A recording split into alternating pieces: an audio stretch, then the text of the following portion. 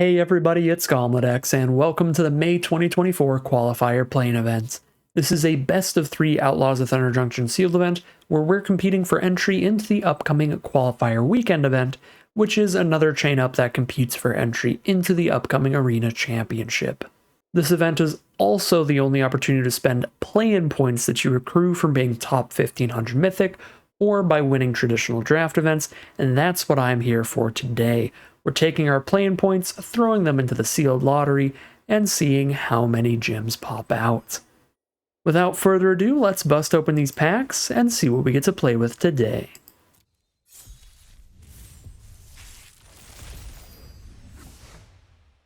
Alright, well this is a really low rare count for Outlaws of Thunder Junction, considering that play boosters can have multiple rares in them naturally, plus you could get an extra rare off of the bonus sheet, like this Primal Might here, plus you could get an extra rare off of the additional bonus sheet of the big score, so having not a single pack in here with 2 rares from the main set is pretty wild. Not a single pack with a big score rare, and only 1 bonus sheet rare, so not a super balmy sealed pool, that's for sure, but we have 3 different green rares, all of which are pretty solid, so green looks like a great color. Outside of that, I do like Karavek a good amount, and Marchesa can be a great card draw engine with enough crimes to commit. So my favorite rares, probably the green 3 altogether, followed by Karavek and Marchesa. Malcolm, not super exciting. Well, that could be a lot of card draw. If we have a bunch of cheap spells, it's pretty decent. But the Slick Shot Show-Off is really hard to get to actually, pop off in sealed. So let's check out our multicolored and our colorless cards now. See if we have any really solid signpost uncommons that really put us in a particular direction, a specific color pair we might want to play. My favorite of these is Honest Rutstein by a lot, but these other 3 are honestly all quite solid for their respective decks. They just aren't huge reasons to try to play those colors in particular. So yeah, just decent stuff here. I don't think there's anything here that really pulls me a certain direction, outside of maybe Honest Rutstein does kind of make us want to do green-black, because this is an excellent enter the battlefield effect. It's really good for what the green-black archetype is trying to do.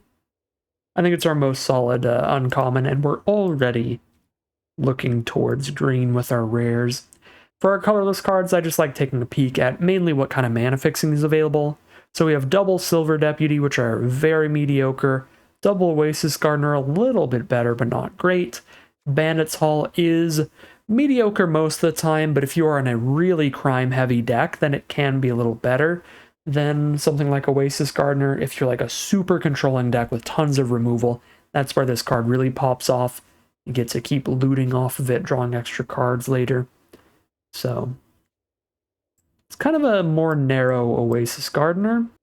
Most of the time, Oasis Gardener is a tiny bit better, but the times when Bandit's Hall is better, it's going to be much better. So definitely nice to keep our eye on, but no excellent fixing for sure.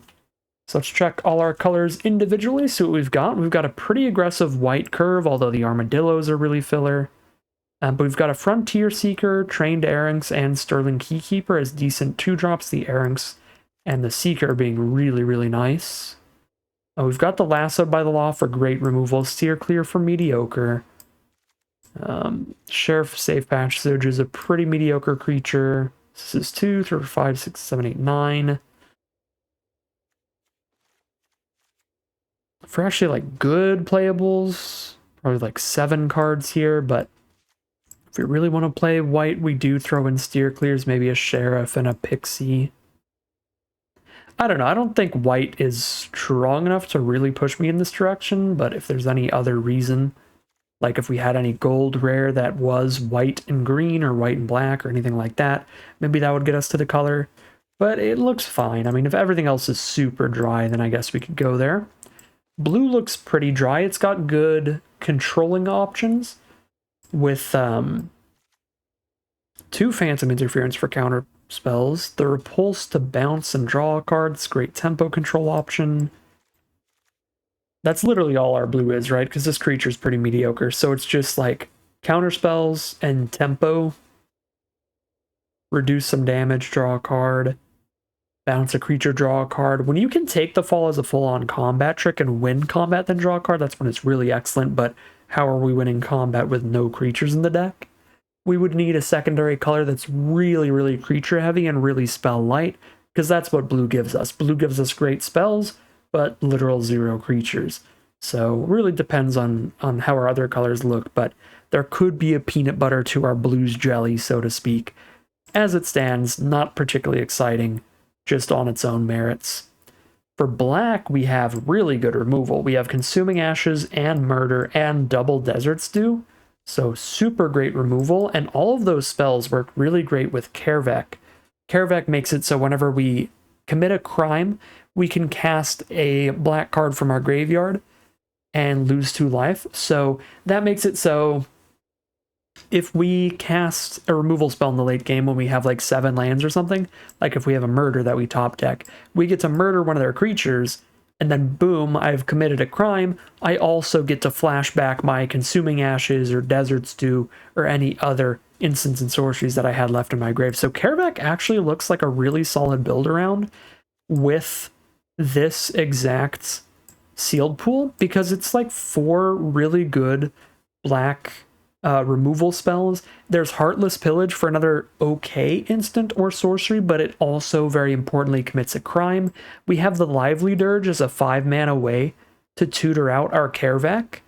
We can literally just put it into our graveyard and reanimate it with this card to do Kervek combo things. So I actually really like the black. Like, just by itself, it has really good synergies. It's very low on creatures. It's the only real flaw here. But the synergy's really here, and there's excellent removal, so I'm pretty into the color. For red now, we've got a lot of creatures, we've got a lot of spells. Most of these spells are really mediocre, though. And I think the same is for the creatures, right? I don't love the show off, the pyromancers. I guess the rest of these creatures are fine. Yeah, red looks like a fine color. Obviously, the quantity of cards is there, but a lot of these are pretty bad. Everything I put to the right-hand side here. So it just goes back to being like on par with our white or our blue or anything. Black is certainly our best color we've looked at so far. And green, last but not least, we have our most explosive color, having the Colossal Rattleworm, also Outcaster Greenblade. Unfortunately, this sealed pool somehow opened like no deserts. Come to think of it, usually Outcaster Greenblade's incredible, but we didn't open any deserts. Oh, there they are. Okay, they just didn't show up. We didn't open the right colors for green-black, but we do have a blue-red, so we could play a couple green deserts. And then I guess I could play the Archway. If we're only a 2-color deck, it wouldn't hurt that much to run a colorless land. So we could have like 3 deserts for the Outcaster Greenblade here. Usually this thing's insane, but again, our desert quantity is not really there. It's still going to be a very good card. It's always going to be able to fix our mana. It's going to make sure that we hit another land drop to go up the curve, and it's going to be great. Yeah, I think our green still looks really good, but Outcaster Greenblade certainly not fighting at the S tier uncommon level that it usually is. The Rattleworm is still exceptional. The Spinewood's Armadillo is insane here too, right? If we go green-black, we get to have our Mourner's Surprise out of black that returns a creature from our grave to hand and makes a 1/1. That's an excellent card with Spinewood's Armadillo. That way we can cycle it away early if we don't have enough lands in hand and still know that we're going to have a top-end threat like that giant 7/7. So I like it a lot with the Mourner's Surprise. I also like it a lot with our Honest Rutstein. I think this is a really simple, really basic, just green-black sealed pool. It's almost going to build itself here, because the other thing about our green is that we have 3 more crimes to commit. We have 2 Throw from the Saddles and a Primal Might. And that's not even mentioning like the potential Voracious Varmint could commit a crime, destroying an artifact or enchantment. So I think green-black, Kervek, and green rares as a deck looks like a really solid spot to be. We just get the 1 Rutstein here. I will take a peek at potential stuff to splash in after I fully build this deck, but I don't think we're going to need to. I think we've got really good synergies and great spells in general, just on color for this 2-color build. So we are at 42 out of 40 cards right now.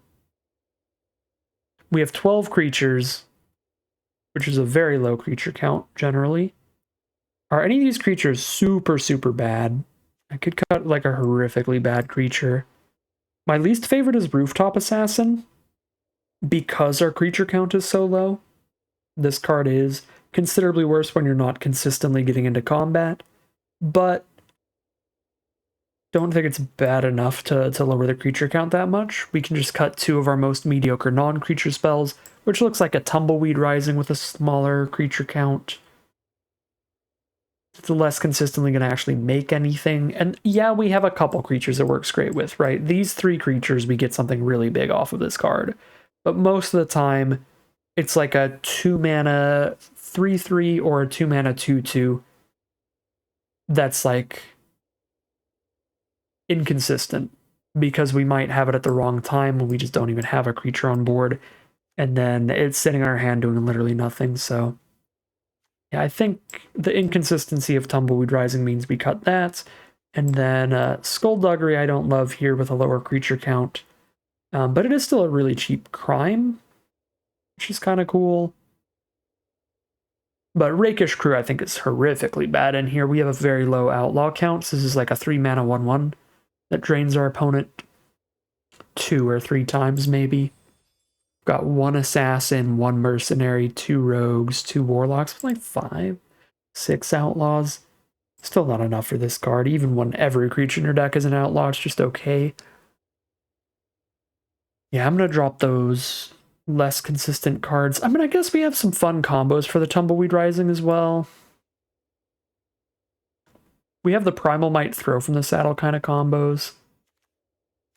You know what? I'll put Tumbleweed Rising in over Skullduggery here. But I think that's going to be it for the base deck. We will play these deserts, so we can commit a crime just by playing a land, plus we can make the Green Blade bigger. I still don't know how I feel about the archway in here. Double colorless is a slightly hard sell, but we're a 2-color deck that also has Spinewood's Armadillo and Outcaster Greenblade for fixing. I feel like we can afford that. The double colorless land. Okay, so other options. We could splash red for Jolene. We don't have any deserts that help splash red. Like we don't have a black-red or a green-red desert. But if I splash red, I can play 2 more deserts just to make the Greenblade bigger again. Because anything that we have in the deck that could search for a basic can also search for a desert. The Greenblade searches for a desert, as does the Armadillo. So if we're stuck off of red, we can use either deserts or mountains. So I guess Jolene would be an okay splash. I think that's kind of it for anything that looks particularly exciting to splash in, really. I could splash in like a Lassoed by the Law, but we're doing pretty solid on main deck removal, so I don't feel that's necessary. Yeah, and our main deck finishers are already some solid creatures. We have a Rattleworm, a Cactarantula, and an Armadillo. I don't really think this deck needs to splash anything, so we can just have the mana be a little more consistent, play a basic 2-color build. Could play a Sterling Hound to up the creature count here. And that way we get to get rid of one of our more mediocre spells if we want. But I think that's really the last change I'd be interested at all in. So very, very simple build. You know, I think for consistency purposes, we'll just swap creatures around if swapping the Tumbleweed Rising for the Sterling Hound. And we will call it a deck here. Alright, here we have a look at the final deck list for today. We're on just a really solid Golgari deck here. We're trying to do a lot of crimes, so we have tons of removal, Consuming Ashes, Murder, Double Desert Stew, Double Throw from the Saddle, and Primal Might. That way, whenever we're doing any of these crimes, if we have our Kervek on board, this is going to function as a full-on bomb rare, letting us recast our removal from our grave every turn.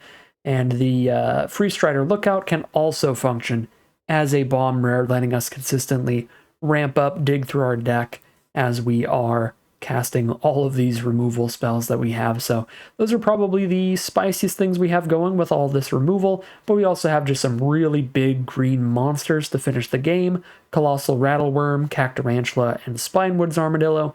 And we have what Golgari is best at in most formats, and especially in this one, which is some great graveyard recursion to make sure that our big threats stay around, and that's the Honest Rutstein and the Mourner's Surprise.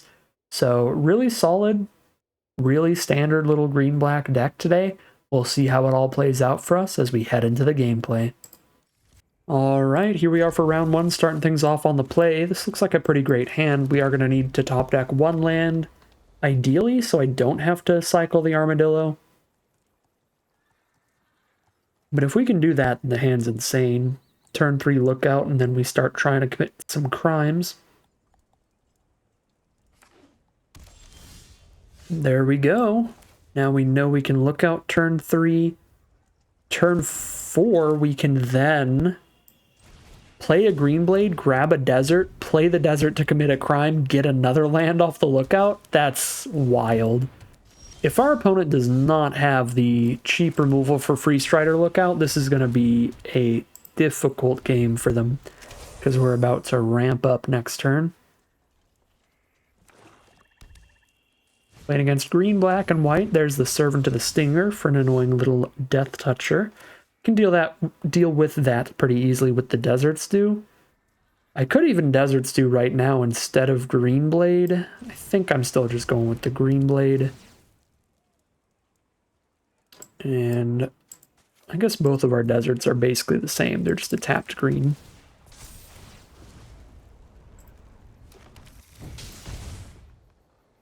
No attacks.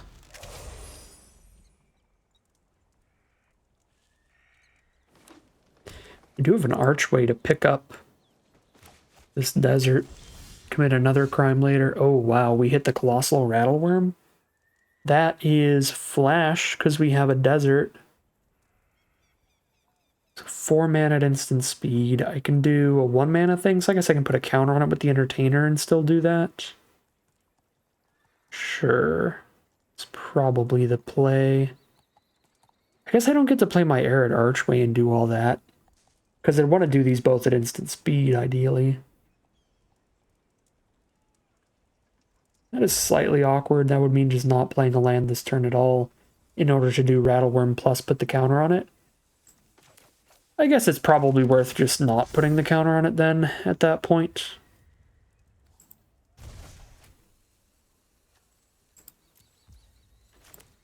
Cactarantula's the draw for next turn, and that'll be super castable.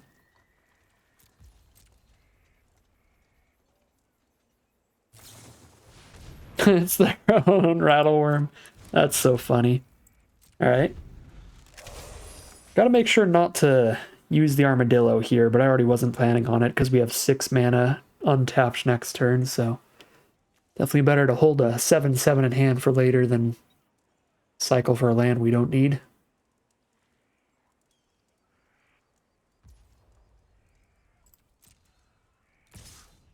Send in the Servant of the Stinger.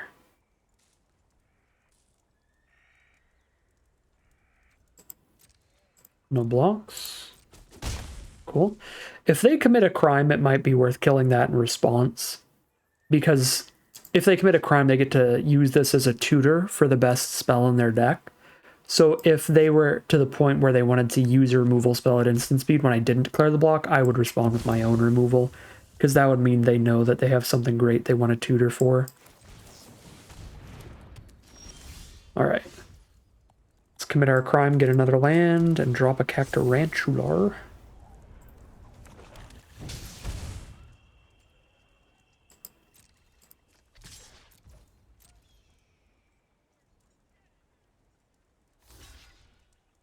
Rattleworm for Rattleworm trade.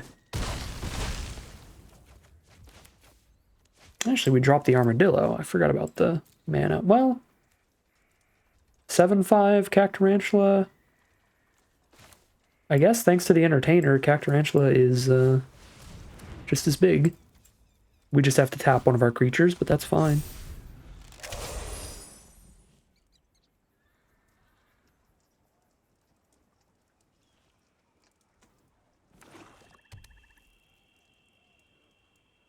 The searches for a desert at instant speed, right? Yeah, so that's an instant speed buff to Outcaster Greenblade. Dance of the Tumbleweeds is an excellent card.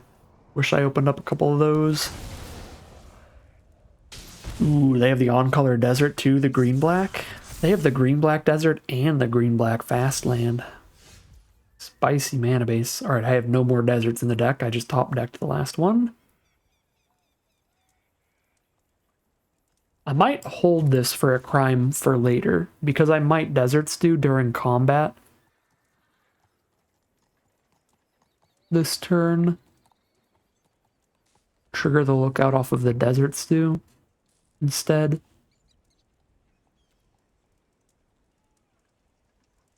Probably not though, right? Because if I attack with Cactarantula, they just block with the Death Toucher and I'm sad.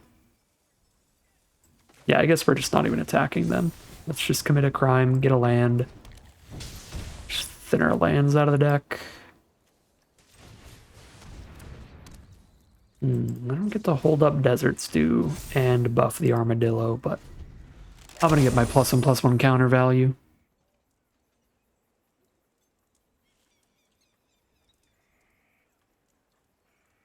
Desert Stew would be -5/-5 at this point.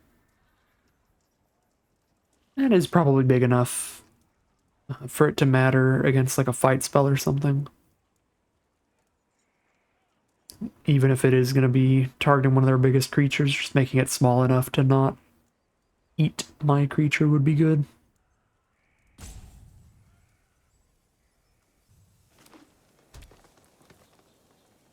They have 2 cards left in their hand.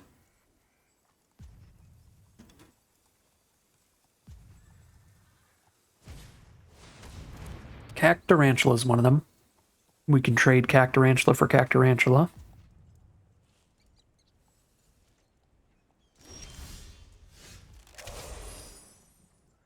Okay, if I do Deserts do the Death Toucher, what is the worst case scenario kind of blocks? On Cactarantula, they can put a 5/5 and a 3/3 in front of it, and I would only kill one of their 2 creatures. That's kind of rough. What about the worst case scenario blocks for our 8/8? They put a 5/5 and a 3/3, I'd kill both. So I get to kill 2 creatures, or I get to kill their 7/7 or 6/5. I think the Armadillo attack is good here when we clear out the Death Toucher.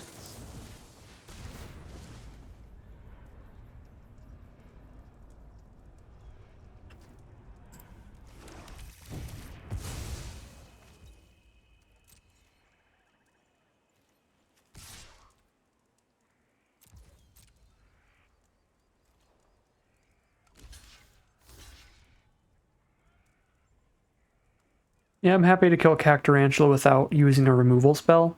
We have tons of removal in this sealed pool, so tons of removal in this deck. So if we can just clear out the card that draws them cards when targeted with removal with our creature, and then use top decked removal to kill the other stuff, that would be best. Yeah. Our opponent makes the play that I am less happy with. I would have rather killed the Cactarantula than the 7/7 Elemental, but I would still rather kill the 7/7 Elemental than the 5/5 Commando.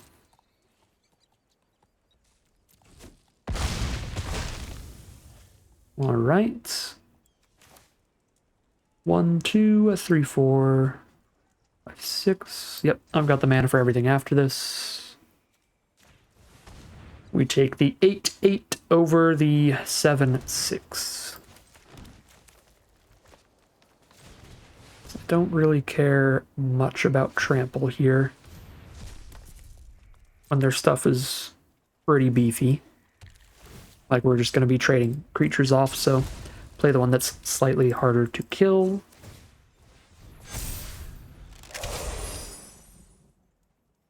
Alright, 2 cards in their hand. We've got the better board state, but we're now top decking.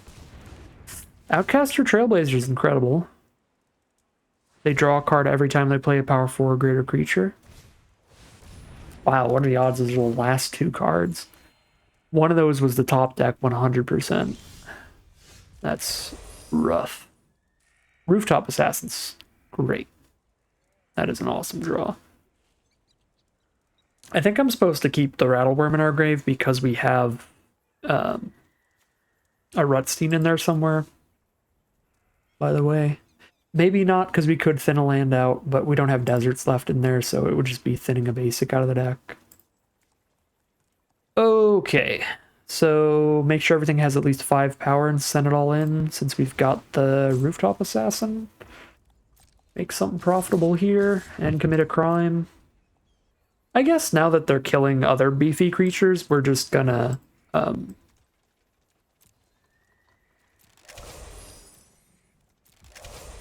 we'll use the Rattleworm, because then I have something else just as big for Rutstein to pick up if we top deck Rutstein.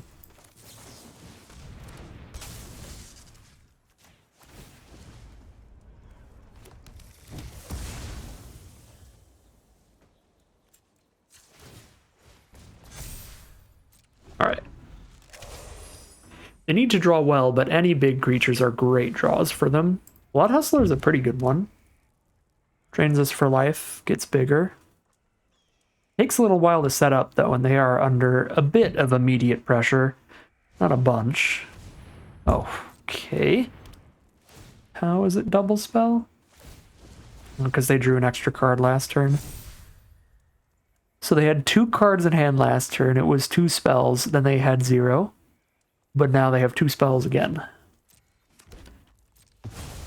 No, they cast 2 spells and they had 1 in hand because Trailblazer drew 1. And then now they played their 1 spell plus their drawn spell. Alright. I see. Math. Oh, this only searches for deserts? Oops. We still hit the land. And I have to sit here and watch Blood Hustler kill me. I think it's send in a 5/5 green blade so that we get rid of the Trailblazer. Best we have. If they want to kill this, we're probably killing Trailblazer in a 1/1. Yeah, because otherwise, I don't think they'd want to go Bristlepack Sentry plus Blood Hustler as the block, because the Blood Hustler is such a big deal.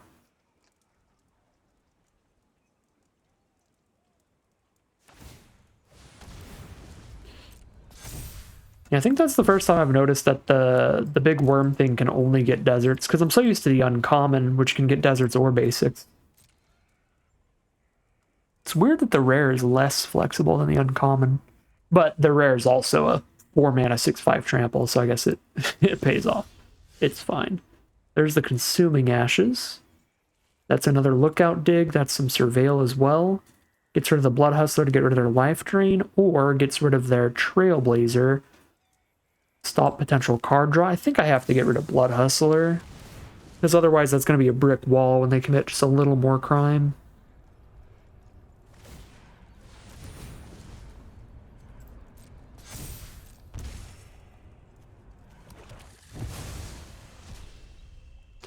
Lively Dirge. We can find Kervek off that, which is pretty exciting.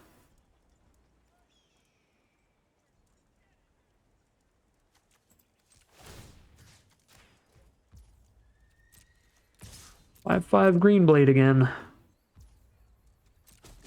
They're down to 6. Top deck wars rolling. I could just dirge back.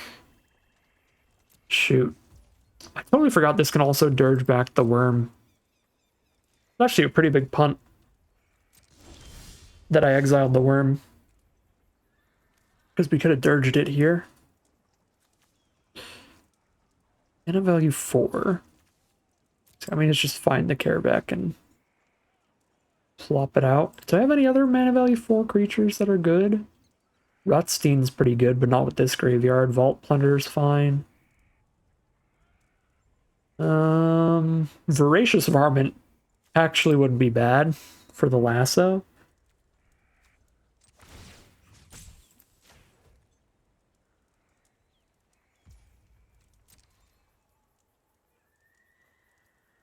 Plus a flyer would hit them for 3 damage a turn. That would kill them in 2 swings.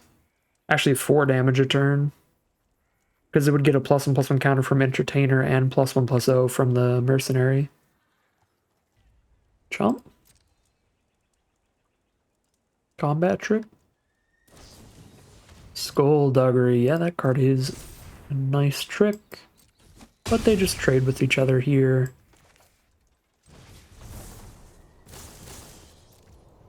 I think I'm getting the Varmint here, weirdly enough.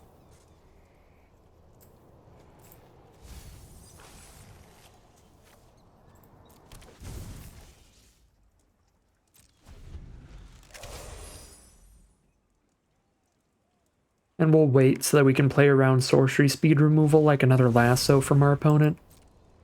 I'm pretty happy I got the flyer, because that is the world's biggest ground creature.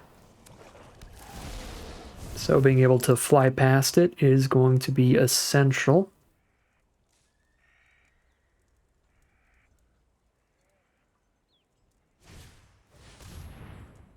They're a double Trailblazer sealed pool? My 7 rare pool is getting very envious. Those are some impressive Trailblazers you got there. Impressively big hats on there. I like that wide brim. Well, we still have 1 turn to find a way to kill our flyer. I am very happy with our lively dirge choice.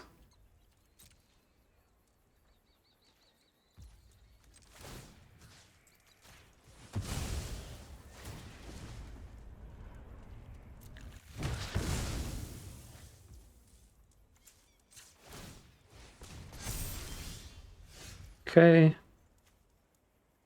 We were going to be at 19 here with 2 chump blockers up. I think it is worth hitting for 1 more damage, even if it means only 2 chumps. Because 19 is very healthy. Now they're on the top deck. They needed to draw exactly the right card here. 0 cards in hand to 1, and it is not exactly the right card. I guess a 4-power creature could work.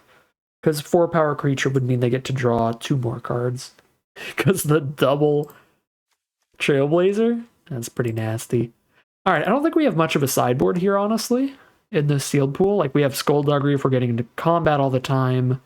Tornado if we're playing against a bunch of good flyers, but neither of those are the truth. Neither of those are what's happening here. I guess we could go like Bandit's Hall full control with all this black removal if we wanted to. Try to play 3-color Marchesa. Sideboard into that would be funny, because you can sideboard any number of basics. So yeah, I mean, there is a blue-black control version of the sealed pool that's pretty cool, but it involves giving up on the green rares.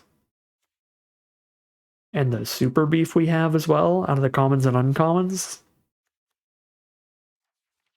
I mean, I think there's merits to Grixis control build, but not to the point where I'd want to build it in 2 minutes and side into it right now. Might take an eye on it between rounds for a different matchup, but this matchup, I think our matchup's already solid. In the mirror, and we just run the same colors, same deck. Let's get back in there. This hand could be a problem. If we don't draw a decent creature, these throw from the saddles are going to be stuck in our hand doing absolutely nothing. If we don't draw a black source, we aren't doing anything, but once we do hit a black source, we have really efficient removal, and our opponent's deck didn't seem that fast, so I'm kind of tempted to keep it, just to have decent mana here. We are on the draw. But our deck's only 2-color. It should pretty consistently have decent mana anyway. We could probably find something that is actually doing something and has less risk with, you know, no double throw from the saddle or anything. Yeah, this looks better. This is considerably better, actually. We just get rid of Primal Might here. Since we only have 1 creature in the hand, that might go bye-bye.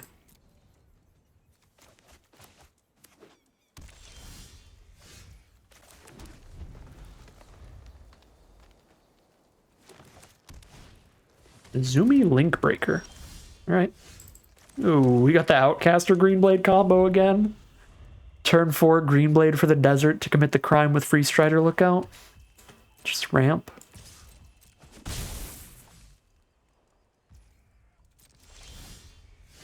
Alright, well they got 3 mana up for their own removal.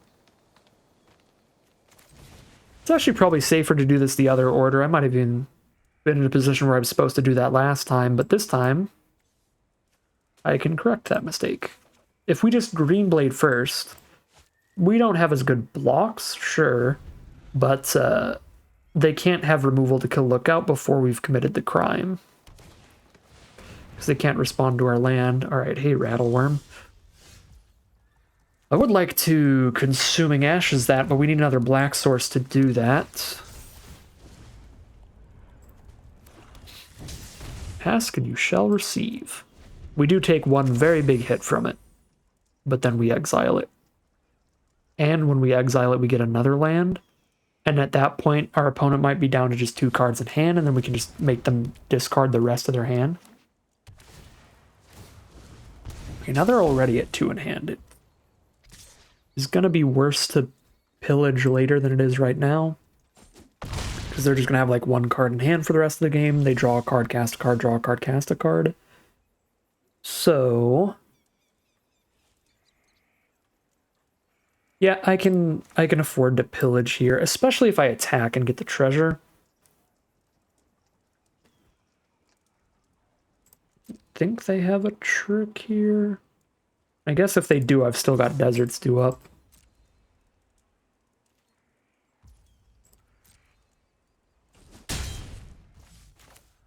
Okay, so I get to have 3 mana up after this.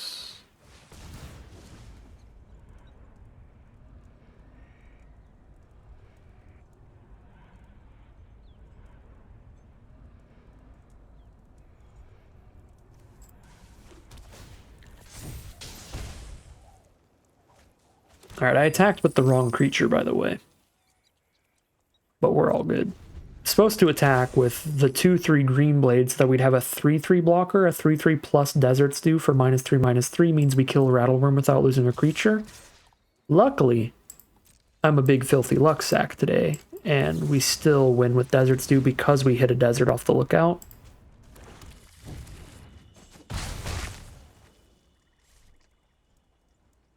I mean, now we super win with Deserts do because it was -4/-4 and Greenblade was a 3/4. Okay, they've got a Free Strider Commando coming up. Do I just grab Caravac? I'm at a really low life total. I don't think I get Caravac. Let's just get our own 6/5, I think. Cost 5 mana to do that. They only have a 1/1 to attack us on the ground. I guess I could hold our reach creature back to block Raven, but we've already evened the life totals. It's probably slightly more defensive than we need to be to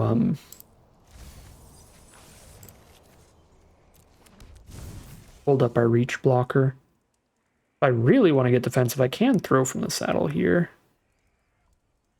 But no, let's just try to get lethal like next turn. Just get a super wide board and then remove everything and kill them. Alright, top deck is a land. They are fully on blocks here. Means lethal is pretty unlikely. But throw from the saddle because of buffing up our trampler is going to be pretty close. Yeah, probably throw plus Consuming Ashes is lethal. They're out of cards in hand, so we can just throw both at them. Boom. They have 3 toughness to block the trample. Yeah, that's already dead, I think. It's very close at the very least. Alright, well, we just have really high quality green and black cards, and so we win the mirror match even with our opponent having some great rares. I think their commons and uncommons were a little weaker than ours. We've got the really good glue to hold this deck together, so solid sealed pool takes the first round, and we are at 2,000 gems as the minimum reward. Here we are for round 2 on the play. If our entertainer dies, we're going to have issues. But we do have a good start playing the entertainer and then having multiple removal spells to back it up. But we do really want to draw another creature. Playing against Boros. Some red-white nonsense. There's the Resilient Roadrunner. No world in which we block that, because we need a creature on board to do our thing. Could pillage our opponent, but I can also just throw from the saddle for now. And then I can play Archway this turn. Let's play the Archway this turn, I think.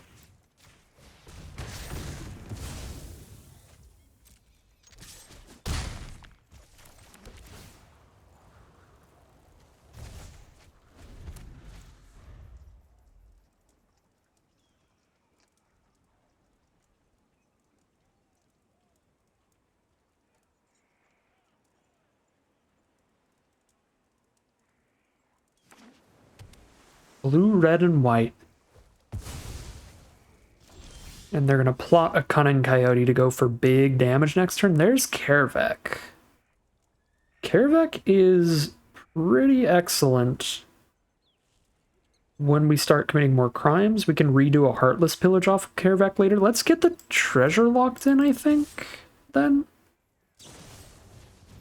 Okay, sure. I still get the treasure. It is going to make it harder to commit another crime after this, though, without a creature to use on Primal Might. I guess if we make it to 6 mana, there would always be, like, Kaervek and then Pillage into Pillage. No, you can't have the spell be the crime you're using to exile the card engrave. Yeah, we need the black spell engrave first before we do anything off of the Kaervek. Okay, double black and 1. And then I have 2 and a black up afterward, which is not enough to recast Pillage here. But next turn I can play Lush Oasis, recast Pillage. Yeah. They don't remove Kaervek. Next turn we go pretty wild.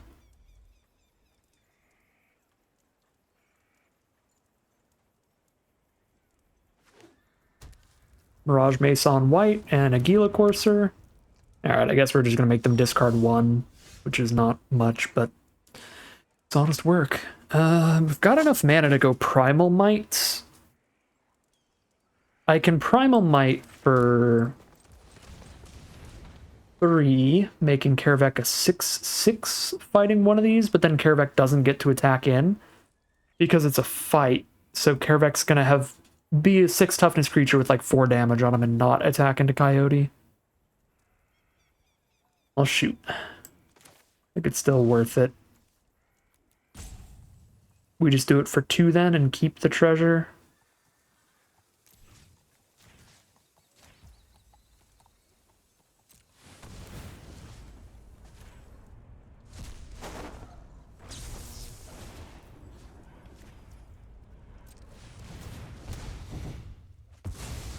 Get rid of a steer clear. Cool. So they're playing off the top. We have a Kaervek, they have a 2/2. So we have a 3/3 with good abilities versus a 2/2 with no text. Lively Dirge is the draw. So I can save our crime land to recast a Lively Dirge. Feels great. We can grab our 6/5 trample and spit it out.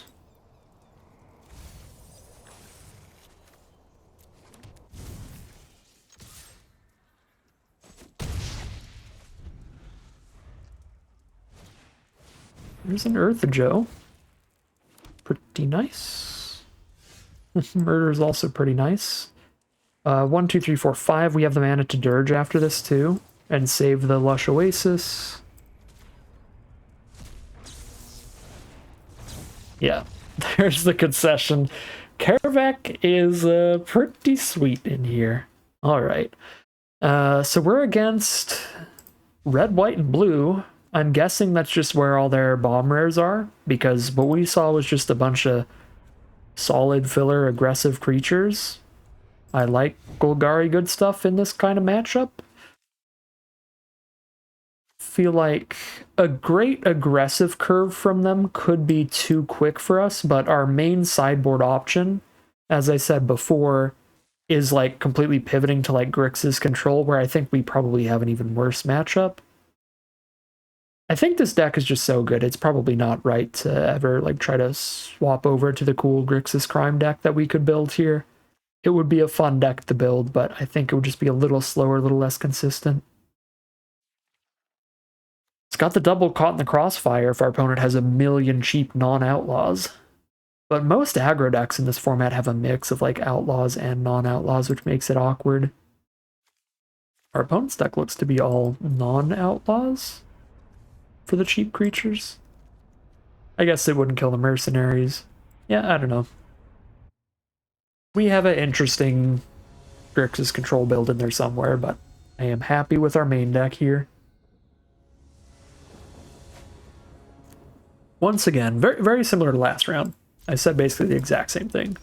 It's like, I mean, we could Grixis Crime control, but I think our matchup already stands to be pretty well, so if it ain't broke, don't fix it.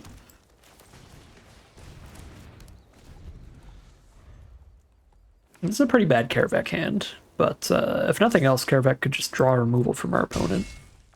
Then we can Mourner Surprise Karavek later. Ooh. Really not a fan of the Courser. To the point where I'm just going to snap trade into that.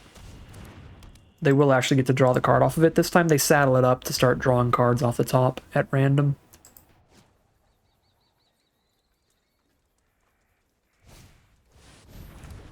Eartha Joe, double up their activated abilities. Doesn't double up Courser's ability, though. That's a triggered ability. Luckily. I do get to keep Karavek this way. They get to play a Hellspur Brute next turn. Ooh. I can cast just a Rooftop Assassin, or I can cast pretty weak Mourner Surprise. Yeah. Just a Rooftop Assassin might be decent here if they don't kill Karavek. If they do kill Karavek, it's still a little bit better than just a Varmint.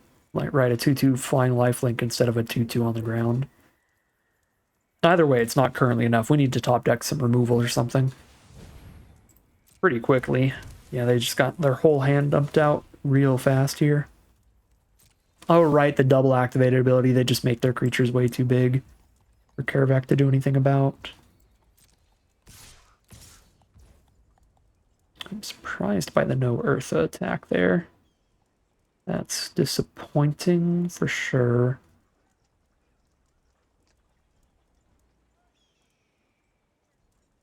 Lifelinker into the Roadrunner, take 3 feels like the play.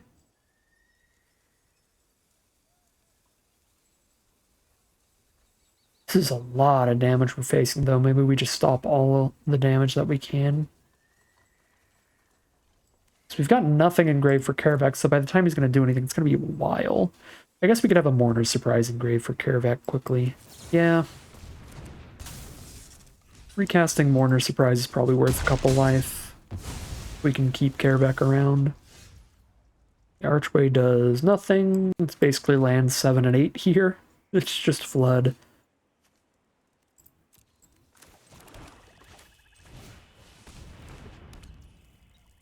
I still should have played it this turn. This was the opportunity to get out of the way. I guess I could wait for a desert so we can surveil off of it too. Be the argument there. I think I need blockers bad enough to just get the 1/1.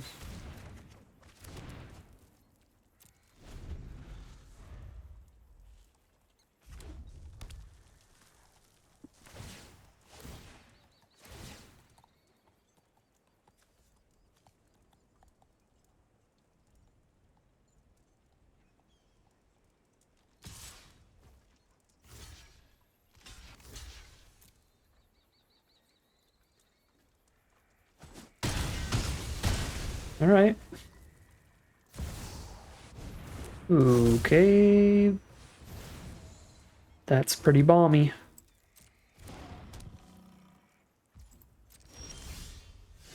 Well, we found one of our 7 removal spells.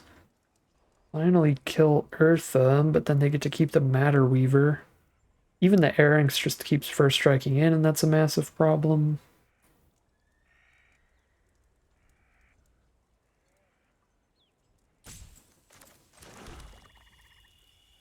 Board state is a huge issue all around. I think I just kill the Matter Weaver? But Eartha, again, the double plus and plus O's are huge too. I'm gonna kill the Matter Weaver.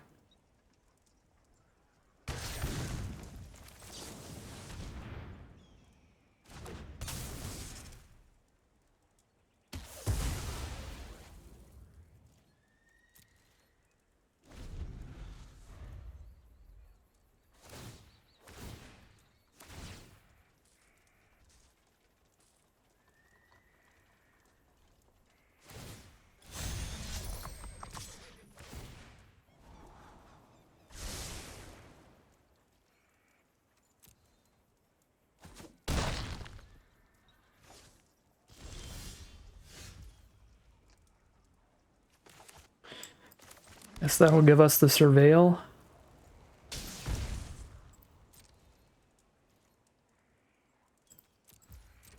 Go up to 11 attacking with Assassin, but then I have less blocks for if they just attack with the whole board. So I think in the end we end up just taking more damage by sending the Assassin in, because this holds off and makes them only attack with the first striker.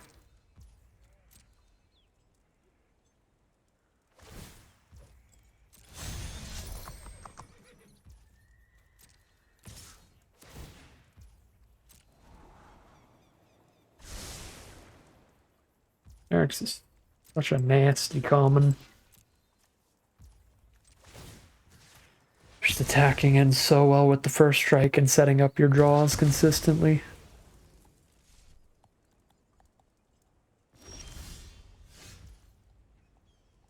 That's a little too late. Kill one creature, still dealing with a ton of power. I can't kill Eartha with that, but I can kill the Arinx or the Charger.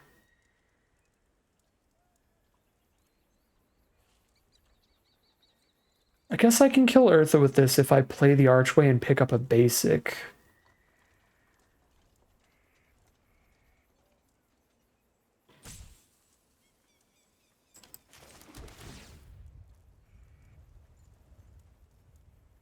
But then I'm still dying to these two, and I die to them really fast, so I'm just gonna kill one of those two and get the Surveil to dig out of the extra flood we're finding ourselves in.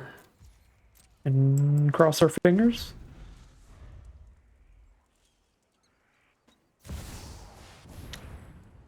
Gross. Alright, well. They got us with a really aggressive curve with a lot of very strong cards, and again, I think that is the weakest matchup for our kind of Grixis deck. It's a super aggressive curve. They beat down with a real wide board here, so I don't think Grixis controlling pivot's a great spot to be. It gives us a couple counterspells, the Phantom Interference, which can be good against a big bomb like Fractured Identity, but they played exactly one like Big Bomb. The Matter Weaver, by the time they played that, they had enough mana, they would have paid for the counter anyway, and this kind of card we can kill with our like 7 removal spells if we just draw them. So I don't think that our control deck is any better against this. It's better against Fractured Identity, but everything else in the deck, like just hard removal for what's already resolved, is good enough. Golgari nonsense. Nice beefy creatures.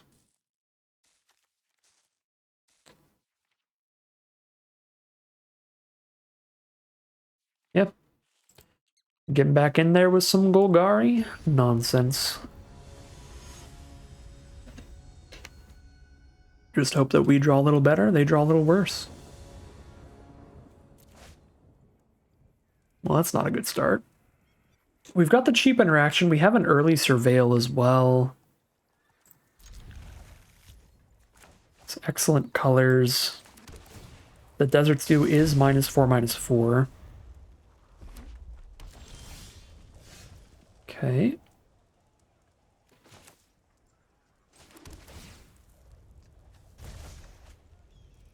consuming. Alright, well. Just gonna go swamp now, I guess. Yikes. I'm gonna be like the 7 rare deck. That's what every sealed deck's trying to be. They've got Malcolm, Fractured Identities, and Magda. Shame we didn't get to see any of these till now. They kept a 2-lander. That is decent for us. Could have played the tap land here, just so they really can't cast a crime and get a treasure off Magda this turn, if they have cheap removal for the Entertainer. Right, the reason to do it would be just so we don't have a creature on board for them to try to remove. They've got a Steer Clear in hand, so I think we don't attack here. Well, we can attack post throw from the saddle. Now I have a Cactarantula to play. Feels better to play throw from the saddle, though. Because I'm already down to 13. And if we can get them to cast the Steer Clear before you've got a Cactarantula, it's probably pretty good. Although we would be like 3 for winning them, right? Cactarantula draws as a card, Steer Clear does 4, and Coyote has to finish off the Cactarantula. I don't know.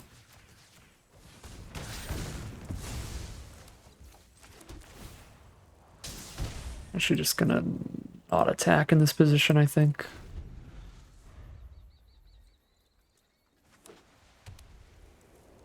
Trade the Entertainer off.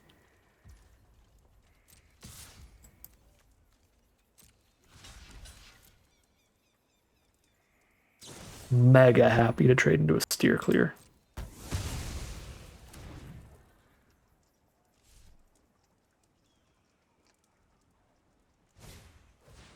Okay, Frontier Seeker. Grabs a land or mount. There's the land. Okay. 1, 2, 3, 4, 5. I can have 6 mana this turn. So I could play an Entertainer and hold up a Consuming Ashes. Cactarantula is just 100% better.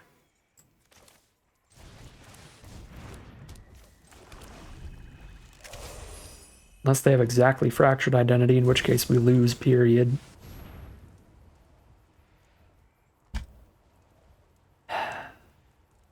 Yep. And it's just not a beatable card. And that ends this run. That is unfortunate.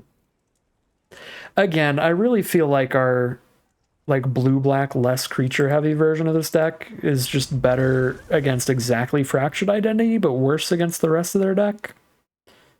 So what can you do? They hit the Fractured Identity and find the free win. Without that, we were in a pretty good position to stabilize, even against like a regular removal spell, because we still had 2 more ways to deal with 2 of their threats. We had a creature to trade off and another removal spell.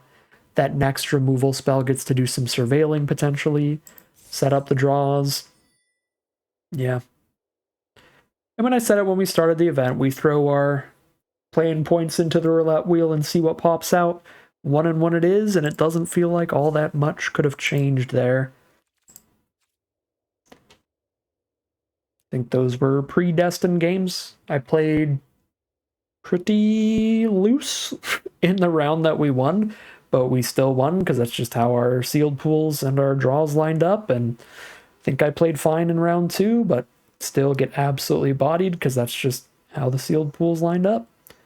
It is what it is. 1 and 1 for today. We've turned these 20 play-in points into 2,000 gems, but I will be back again tomorrow to turn our remaining 20 play-in points into some more gems. Hopefully a little more next time, but you never know. You only get 1 round to lose in this event, so we'll find out soon enough. But as for today, that is going to end today's video. As always, I'd like to thank my patrons and YouTube members for their support, as well as you for watching the video. If you enjoyed this video and are interested in seeing some more, you can always like, comment, and subscribe to tell the YouTube algorithm to send you some more in your recommended feed. If you'd like to catch me live, you can check out the Twitch channel in the link in the description below. And if you'd like to support the channel directly, you can check out the Patreon link in the description below. But other than that, as always, thank you very much for watching, and I'll see you again soon for some more Magic Arena.